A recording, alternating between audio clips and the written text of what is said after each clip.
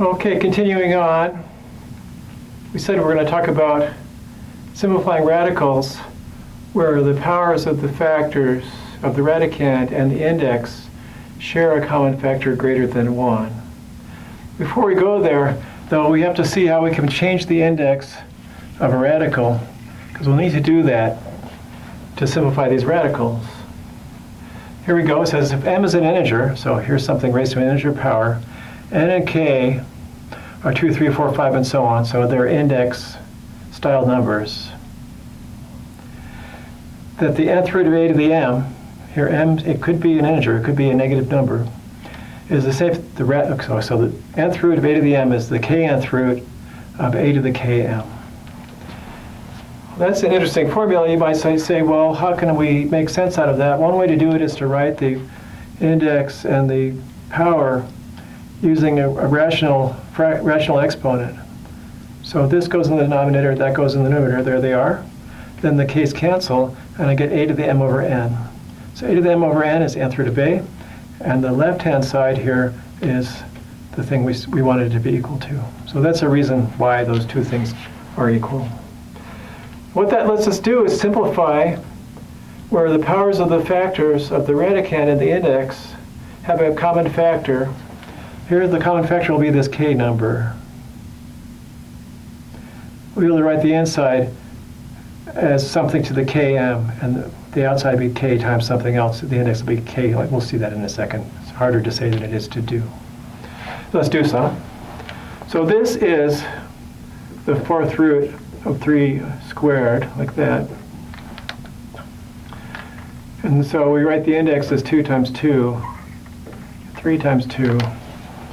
And what this says is you can basically cancel common factors on the radicand and on the index. So we're going to cancel this 2 and this 2 and get the square root of 3. Another way to get that would be just to write that with rational exponents, which we did. And then we'll try the same thing here. 15 is 3 times 5. Here's b to the 5th. Here's a factor of 5. Here's a factor of 5. So that's just the cube root of b. Okay. And now things are tougher. It's a 12th root. And it's a 44. Let's see what we can do. 12 is 4 times 3. And 44 is 11 times 4. So I'm going to be able to cancel the 4s and get the cube root of x to the 11th. And I don't stop there. 11 is 9 plus 2.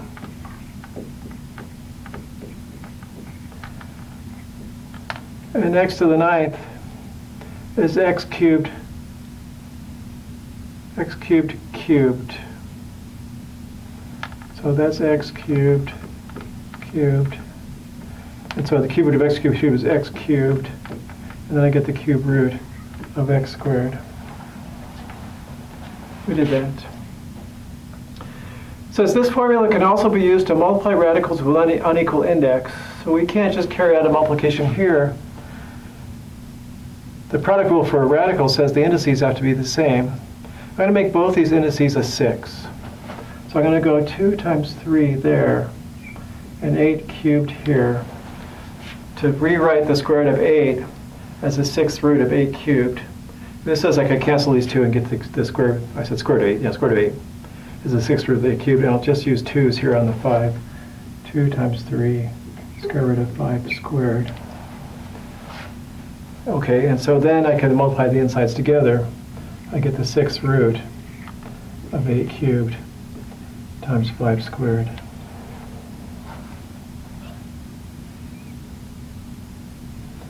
We might think we're done, but wait a second. 8 cubed is 2 to the 9th.